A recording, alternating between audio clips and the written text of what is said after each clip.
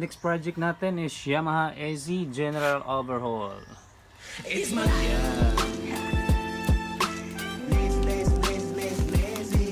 It's my life.